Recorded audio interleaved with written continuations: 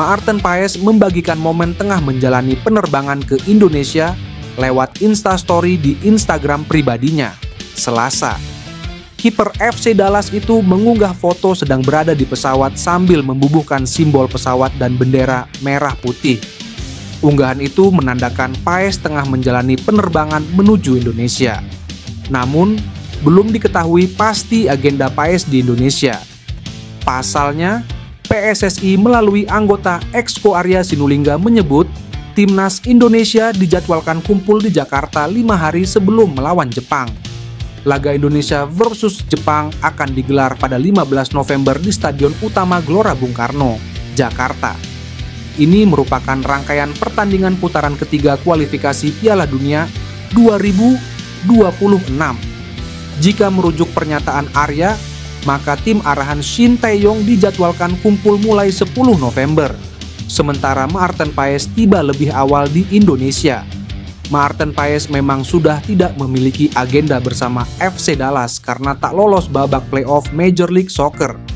Artinya, Paes memiliki banyak waktu luang untuk dihabiskan di Indonesia dibandingkan pemain lain. Kiper 26 tahun itu pun bisa menikmati liburan jelang gabung TC lawan Jepang. Setelah menghadapi Jepang, Indonesia dijadwalkan menjamu Arab Saudi pada 19 November di Jakarta. Setelah itu, para pemain dilepas ke klub masing-masing. Selain memperkuat timnas di kualifikasi Piala Dunia 2026, Maarten Paes juga diperkirakan bisa membela skuad Garuda di Piala AFF 2024. Turnamen antar negara ASEAN itu dimulai 9 Desember hingga 5 Januari 2025. Jay Idzes menunjukkan penampilan yang optimal saat Venezia kalah 0-1 dari Inter Milan dalam laga lanjutan Liga Italia. Senin dini hari WIB, Jay kembali bermain sebagai starter setelah absen saat Venezia menang atas Udinese karena alasan keluarga. Bek andalan timnas Indonesia itu bekerja sama dengan Michael Svoboda dan Giorgio Altare dalam formasi 3-5-2. Pemain berusia 24 tahun itu bermain penuh. Berdasarkan data SofaScore, Jay jadi satu di antara pemain Venezia yang tampil bagus. Jay diberikan rating dengan angka 7,3. Rating ini hanya kalah dari kiper tim tamu Filip Stankovic yang mendapatkan rating 8,3. Rating itu diberikan karena kualitas yang ditunjukkan Jay di laga ini. Menghadapi sang juara bertahan yang main di kandang, Jay tak kalah dalam duel udara dan memenangi duel perebutan bola 3 kali dari 5 duel yang terjadi. Jay juga tercatat membuat 1 umpan kunci. Akurasi umpannya mencapai 86% di pertandingan ini. Penampilan maksimal itu turut membuat Inter kesulitan. Terbukti Labenia Yamata hanya bisa mencetak 1 gol ke gawang Venezia yang berstatus tim promosi. Satu-satunya gol Inter baru tercipta di babak kedua. Penyerang asal Argentina menentukan kemenangan Inter lewat golnya pada menit ke-65. Sekjen PSSI Yunus Nusi membenarkan kabar terkait naturalisasi Kevin Dix. Bek FC Copenhagen itu bakal diambil sumpah kewarganegaraan Indonesia pada 7 November 2024 di Denmark. 7 November 2024 menjadi batas akhir pendaftaran pemain timnas Indonesia untuk melawan Jepang yang bakal berlangsung pada 15 November 2024. Yunus Nusi menyatakan PSSI juga telah berkoordinasi dengan Menpora, Dito Aryo Tejo, dan Direktur Jenderal Administrasi Hukum Umum, Cahyo Rahadian Muzar. Benar, kami sudah berkoordinasi dengan Menpora dan Dirjen AHU, ujar Yunus Nusi saat dikonfirmasi bola.net Senin malam WIB. Sebelumnya, Ketua Komisi X DPR, Hetifas Jaifudian telah mendapatkan informasi dari PSSI bahwa Kevin Dix bakal dilantik sebagai WNI di Denmark pada 7 November 2024. Naturalisasi Kevin Dix telah disetujui oleh Komisi 8 dan Komisi 10 dalam rapat kerja dengan Kemenpora dan PSSI pada Senin. Awalnya PSSI ingin memproyeksikan Kevin Dix untuk membela timnas Indonesia ketika berhadapan kontra Arab Saudi 5 hari sesudah skuad Garuda melawan Jepang. Jadi pada 15 November 2024 pertandingan timnas Indonesia melawan Jepang, pada 7 November 2024 sudah harus masuk suratnya ke FIFA. Jadi pada 7 November 2024 Kevin Dix disumpah di Denmark. Ini info dari PSSI, ujar Hetifah. Pelatih Timnas Indonesia Shin Tae-yong angkat bicara setelah ditargetkan Ketua PSSI Erick Thohir untuk membawa skuad Garuda menembus 4 besar putaran ketiga grup C kualifikasi Piala Dunia 2026 zona Asia. Timnas Indonesia sekarang masih tertatih-tatih di putaran ketiga grup C kualifikasi Piala Dunia 2026 zona Asia. Pada matchday keempat, skuad Garuda bertengger di posisi kelima klasemen dengan 4 poin.